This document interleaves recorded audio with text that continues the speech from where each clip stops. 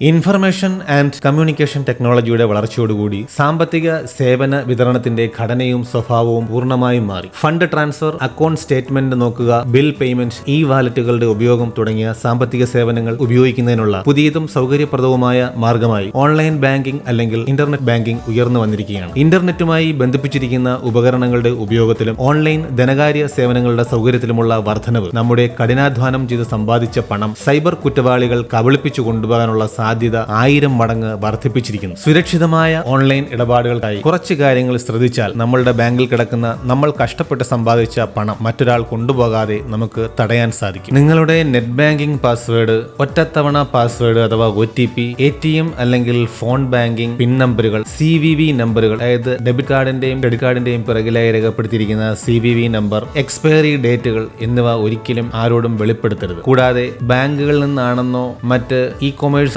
സ്ഥാപനങ്ങളിൽ നിന്നാണെന്നോ വെളിപ്പെടുത്തുന്ന അത്തരത്തിൽ വ്യാജേന നമ്മുടെ ഇൻബോക്സിലേക്ക് വരുന്ന മെയിലുകൾക്ക് ഒരു കാരണവശാലും പ്രതികരിക്കരുത്. നിങ്ങളുടെ നെറ്റ് ബാങ്കിംഗ് പാസ്വേഡ്, ഒറ്റത്തവണ പാസ്വേഡ് അഥവാ OTP, ATM അല്ലെങ്കിൽ ഫോൺ ബാങ്കിംഗ് പിൻ നമ്പറുകൾ, CVV നമ്പറുകൾ മുതലായവ ആവശ്യപ്പെട്ട് ബാങ്കോ അതിന്റെ ജീവനക്കാരോ നിങ്ങളെ വിളിക്കുകയോ ഇമെയിൽ ചെയ്യുകയോ ചെയ്യില്ല എന്ന് നമ്മൾ മനസ്സിലാക്കും. അത്തരം കേസുകൾ ഉടൻ തന്നെ നിങ്ങളുടെ ബാങ്കിൽ റിപ്പോർട്ട് ചെയ്യണം. എല്ലായ്പ്പോഴും ശക്തമായ പാസ്വേഡുകൾ ഉപയോഗിക്കുക. ആരെങ്കിലും ഊഹാപോഹം മൂലം ഒരു പാസ്വേഡ് ഉണ്ടാക്കിയെടുക്കുന്നത് തടയാൻ വ്യത്യസ്ത അക്കൗണ്ടുകൾക്കായി പ്രത്യേക ID പാസ്വേഡ് കോമ്പിനേഷനുകൾ തിരഞ്ഞെടുക്കുക. നിങ്ങളുടെ ഓൺലൈൻ ബാങ്കിംഗ് അക്കൗണ്ടുകളുടെ പാസ്വേഡുകൾ ഇടയ്ക്കിടെ മാറ്റുക. പാസ്വേഡുകൾ ശക്തമാക്കാൻ upper case, lower case, letters, numbers, special characters എന്നിവ ഉപയോഗിക്കുക. January @2018, admin @123, password @123, jan @2018, date of birth തുടങ്ങിയ പാസ്വേഡുകൾ ഉപയോഗിക്കരുത്. ഓൺലൈൻ ബാങ്കിംഗ് സേവനങ്ങളിലേക്ക് ലോഗിൻ ചെയ്യുമ്പോൾ എല്ലായ്പ്പോഴും വെർച്വൽ കീബോർഡുകൾ ഉപയോഗിക്കാൻ ശ്രമിക്കുക. ഒരു പൊതു കമ്പ്യൂട്ടർ, സൈബർ കഫേ അല്ലെങ്കിൽ ഷെയർഡ് ചെയ്ത കമ്പ്യൂട്ടറിൽ നിന്ന് നെറ്റ് ബാങ്കിംഗ് സൗകര്യം ആക്സസ് ചെയ്യേണ്ടതുണ്ടെങ്കിൽ ഇത് വളരെ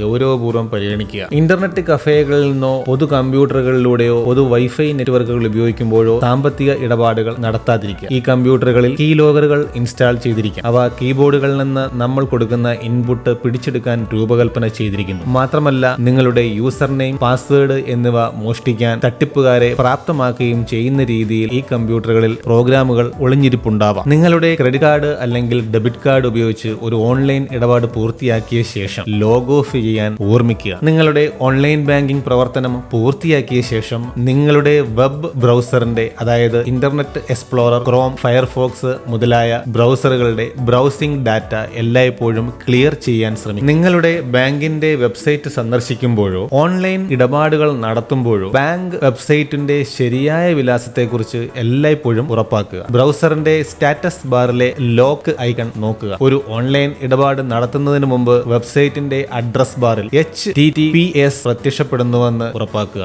S എന്നത് സുരക്ഷിതത്വം എന്നതിന്റെ അർത്ഥമാണ്. വെബ് പേജുമായുള്ള ആശയവിനിമയം എൻക്രിപ്റ്റ് ചെയ്തിട്ടുണ്ടെന്ന് സൂചിപ്പിക്കുന്ന HTTPS എന്നുള്ളത് എപ്പോഴും അഡ്രസ് ബാറിൽ നമ്മൾ ലോഗിൻ ചെയ്യാൻ ഉദ്ദേശിക്കുന്ന വെബ്സൈറ്റിന്റെ വിലാസത്തിൽ ആദ്യം ഉണ്ടെന്ന് തന്നെ ഉറപ്പാക്കുക. ഇത് ഓൺലൈൻ ഇടപാടുകളുടെ സുരക്ഷിതത്വം വർദ്ധിപ്പിക്കാനും അതുവഴി ഓൺലൈൻ ഇടപാടുകളിലെ ഫ്രോഡ് ട്രാൻസാക്ഷനെ ഇല്ലാതാക്കാനും കഴിയും. നിങ്ങളുടെ അക്കൗണ്ടിലെ എന്തെങ്കിലും പൊരുത്തക്കേടുകൾ ഉണ്ടെങ്കിൽ ഉടനടി നിങ്ങളുടെ ബാങ്കിനെ അറിയിക്കുക, അല്ലെങ്കിൽ 1930 എന്ന സെൻട്രലൈസ്ഡ് നമ്പറിലേക്ക് ഡയൽ ചെയ്യുക. നിങ്ങളുടെ ക്രെഡിറ്റ്, ഡെബിറ്റ് കാർഡ് വിവരങ്ങളുടെ ക്ലോണിംഗ് അഥവാ അനധികൃത പകർപ്പ് ഒഴിവാക്കാൻ ട്രാൻസാക്ഷൻ നടക്കുന്ന സമയത്ത്, സ്വൈപ്പ് ചെയ്യുന്ന സമയത്ത് അത് നിങ്ങളുടെ സാന്നിധ്യത്തിൽ നടക്കുന്നുവെന്ന് എല്ലായ്പ്പോഴും ഉറപ്പാക്കുക. നിങ്ങളുടെ പാസ്വേഡ് അഥവാ പിൻ നമ്പർ ടൈപ്പ് ചെയ്യുമ്പോൾ അധിക മുൻകരുതൽ എടുക്കുന്നത് വളരെ നല്ലതാണ്. അതിനാൽ അതാരും തന്നെ കാണുന്നില്ല എന്ന് ഉറപ്പാക്കാൻ സാധിക്കുന്നു. നിങ്ങളുടെ വ്യക്തിഗത ഫോൺ നമ്പർ നിങ്ങളുടെ ബാങ്കിൽ രജിസ്റ്റർ ചെയ്യുകയും മൊബൈൽ അറിയിപ്പുകൾ സബ്സ്ക്രൈബ് ചെയ്യുകയും ചെയ്യുക. നിങ്ങൾ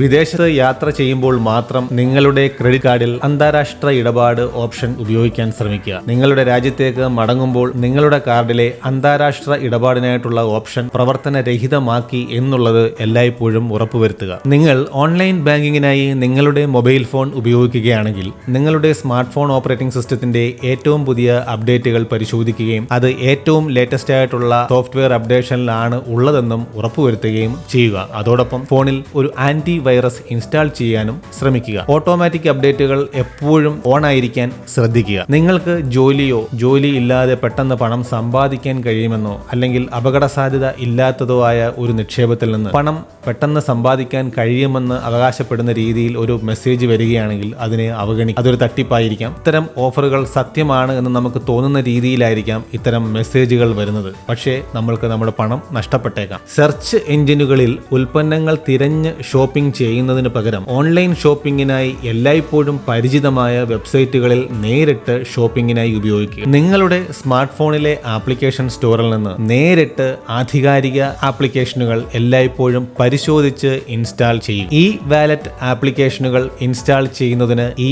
ഇമെയിൽ, SMS അല്ലെങ്കിൽ സോഷ്യൽ മീഡിയ വഴി പങ്കിട്ടിരിക്കുന്ന ലിങ്കുകൾ ഒരു കാരണവശാലും ക്ലിക്ക് ചെയ്യാതിരിക്കും. ഉദാഹരണം, ഗൂഗിൾ പ്ലേ സ്റ്റോറിൽ ഓതന്റിക് ആയിട്ടുള്ള ആപ്ലിക്കേഷനുകൾ മാത്രമേ നമുക്ക് ലഭ്യമാകുന്നുള്ളൂ. ആപ്പിളിന്റെ iOS സ്റ്റോറിലും ഇതുപോലെ തന്നെ ഓതന്റിക് ആയിട്ടുള്ള ആപ്ലിക്കേഷനുകൾ മാത്രമേ ലഭ്യമാകുന്നുള്ളൂ. നിങ്ങളുടെ ഓൺലൈൻ ഫോമുകൾ പൂരിപ്പിക്കുന്നതിന് നിങ്ങളുടെ വെബ് ബ്രൗസറിലെ ഓട്ടോമാറ്റിക് ഫില്ലിംഗ് ഓപ്ഷൻ ഉപയോഗിക്കാതിരിക്കുക. ഓൺലൈൻ ബാങ്കിങ്ങും സ്മാർട്ട് ഫോണുകൾ വഴിയുള്ള സാമ്പത്തിക ഇടപാടുകളും നിയന്ത്രിക്കുന്നതിനും അതിനെ സുരക്ഷിതമാക്കുന്നതിനും മേൽപ്പറഞ്ഞ ടിപ്പുകൾ സഹായകരമായെങ്കിൽ തീർച്ചയായും കമൻറ്റ് ചെയ്യുക. അതോടൊപ്പം ഈ വീഡിയോ ലൈക്ക് ചെയ്യുക, ഷെയർ ചെയ്യുക, സബ്സ്ക്രൈബ് ചെയ്യുക. താങ്ക്